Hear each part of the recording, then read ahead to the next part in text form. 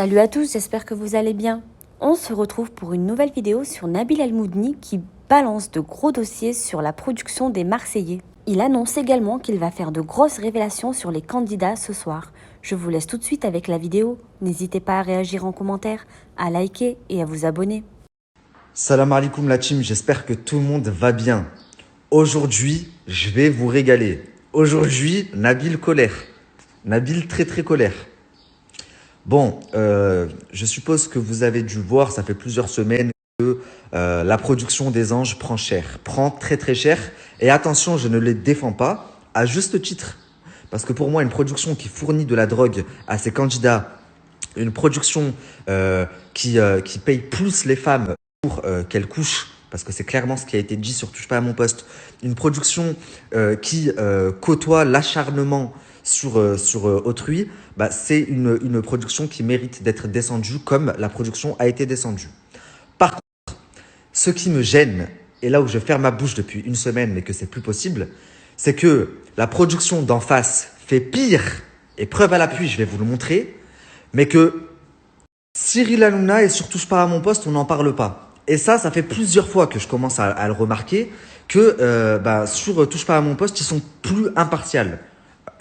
Passé un moment, ils l'étaient, mais depuis plusieurs mois, voire un an, ils ne le sont plus du tout. Dès qu'il s'agit de la production de W9, et voilà qu'il faut les mettre en bombe, ou les candidats, pareil, on les met en bombe. Dès qu'il s'agit des concurrents, on tape dessus. Donc à un moment donné, il ne faut pas prendre les gens pour des cons. Je pense qu'on a compris que Cyril Hanouna avait des intérêts avec Banijé Productions, ce qui justifierait le fait que du coup il prend plaisir limite à taper sur la production d'Énergie 12 et épargner celle de W9. Et ça l'arrange bien parce que ce qui est sorti de là, en l'occurrence la dénonciation, ce que Angel, Rania, Rawel ont dénoncé, concernait la production d'Énergie 12. Mais moi, aujourd'hui, ce que je vais dénoncer, ça va concerner la production de W9. Et tout comme Rawel, Rania ont sorti des preuves, je vais sortir des preuves. Ok? Et des preuves très graves. Hein. Donc, tous les sujets qui ont été traités sur TPMP concernant la grosse équipe, je vais traiter les mêmes, mais concernant Banijé Productions. Donc, il a été abordé, quelqu'un a dit sur TPMP que les filles étaient plus payées pour coucher. Moi, ce que je vais dénoncer chez W9, c'est le fait que le producteur profite de sa position pour coucher. Et preuve à l'appui, parce qu'il y a une semaine de ça, je vous ai fait une story, mais je vous ai pas tout mis. Donc, preuve à l'appui, ce soir, je vais vous en mettre des preuves. Autre chose que je vais dénoncer, la drogue sur le programme. La production achète et fournit les drogues aux candidats. Chez W9, y compris, j'en ai la preuve, et je vais vous le mettre. J'ai la conversation d'une candidate sur la tête de ma mère qui dit mot pour mot, de chez les Marseillais, une candidate emblématique, qui dit mot pour mot, je fais exprès de prendre la drogue qu'ils nous donnent devant la nounou, mais en fait, dès qu'elle a le dos touché, je jette tout dans les toilettes. Et Stéphanie Durand fait pareil. Et ça, c'est une candidate emblématique des Marseillais qui dit ça. Donc, on verra si, les gens sont impartials, parce qu'au vu des révélations et des preuves que je vais vous mettre ce soir, si ce n'est pas repris sur les plateaux télé qui ont abordé tout ça, c'est qu'il y a vraiment du favoritisme, ok?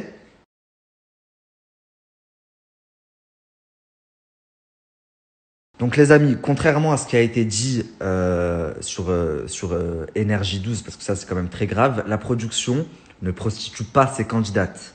Puisque ce qui a été dit sur TPMP, quelqu'un de la production a quand même dit que la prod payait plus ses candidates pour qu'elles couchent. Donc c'est limite, c'est de la prostitution. Chez W9, ça se passe pas comme ça. Par contre, la production, de ce que j'ai compris, se taperait pas mal de candidates et aurait des comportements très déplacés. Et quand j'ai reçu des conversations avec audio, etc., je suis resté la famille sur le cul, sur la vie de ma mère.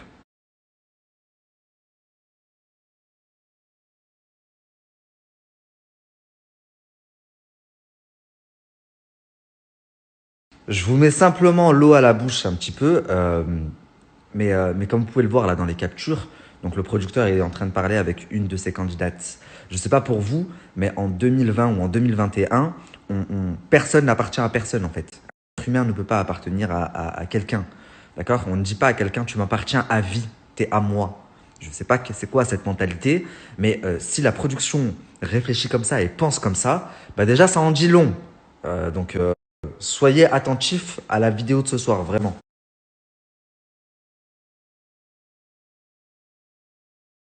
Vous imaginez quand même si votre patron, il vous dit, mon bébé, tu me manques ma Barbie, je te vois bientôt, t'es à moi, tu m'appartiens, à vie tu m'appartiens. C'est quand même très très chaud. Un patron ne parle pas comme ça avec son employé, on est d'accord. Et c'est pas parce que ils font de la télé que ça change. Non, pas du tout. Tu peux avoir une proximité proche de ton patron, mais il y a proche et proche. J'avoue, pour quelqu'un qui ne sort pas quand j'avais 23 ans, j'étais une gamine, bref, en soit. Et je sais qu'un jour, il y a quelqu'un qui avait ramené de la drogue à la maison. Donc, bref. Ça, c'est obligé que c'est quelqu'un de la prod qui a ramené, mais il a pas dit qui parce que je pense qu'il voulait pas que quelqu'un de la production ait des problèmes.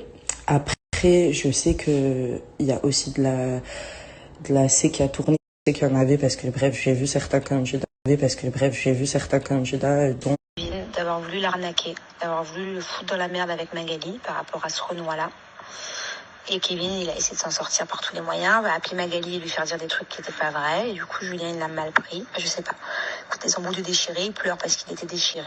Je sais pas ce qui est vrai, je sais pas ce qui est faux, je sais pas ce qu'on me raconte. J'ai Julien au téléphone une fois toutes les 5 heures, 2 secondes. Je sais pas, ça me saoule en fait. J'ai cru comprendre que Julien avait mis une gifle à Kevin. Mais c'est Paga qui m'a dit ça déchiré. Alors moi je comprends plus, chérie. Hein. Donc j'attends d'avoir Julien au téléphone dans 1 heure pour qu'il m'explique tout, parce qu'il peut pas parler mais en ligne. Les amis, ce soir, je vais vous démontrer dans un premier temps que ce sont des grands drogués, que ce soit en tournage ou à l'extérieur, et que ça n'a jamais dérangé la production. Donc je comprends pas pourquoi est-ce qu'on dénonce une production et qu'on laisse tranquille une autre production. Comme vous pouvez le constater, et encore, c'est l'entracte, je vous mets l'eau à la bouche comme je vous l'ai dit, ce n'est pas ma voix, vous avez tous reconnu la voix. D'accord, de qui c'est une Marseillaise. Et d'ailleurs, son mari est un des plus grands cocaïnomanes de ce milieu. Et vous allez pouvoir le constater de vous-même ce soir. C'est pas moi qui le dis, c'est la femme du chef des Marseillais qui dit ils sont déchirés. Il m'a appelé, il pleurait tellement il était déchiré. Paga, il m'a raconté, mais j'ai pas bien compris parce qu'il était déchiré.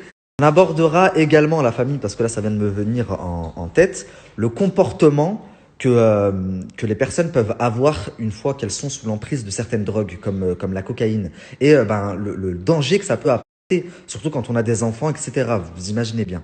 Et le clou de ma vidéo, donc je sais pas pour ceux qui ont regardé Touche pas à mon poste, Cyril Hanouna a fait intervenir une personne en floutant son visage et en changeant la voix. Cette personne-là a fait des révélations juste dingues sur les anges, et donc j'espère bien que les anges n'exerceront plus après tout ce qui a été dit. Elle a expliqué donc que oui, il y avait de l'acharnement, mais surtout par exemple que la production payait plus les femmes pour qu'elles couchent. Ça, c'est vraiment très très grave. Et ben, ça m'a donné une idée. Moi aussi, j'ai pris la décision d'appeler quelqu'un qui m'avait déjà raconté son histoire, mais qui m'avait d'ailleurs choqué, surpris, tout ce que vous voulez, mais elle m'avait demandé de ne pas en parler publiquement. Chose que je peux comprendre, puisque quand vous entendez son histoire, c'est normal qu'elle ne veuille pas que ça se sache. Mais j'ai réussi à la convaincre en changeant sa voix et en ne montrant pas sa tête, la convaincre en fait de faire part de son histoire. Donc elle va raconter son expérience et ce qui lui est arrivé au sein de cette production. Ok ?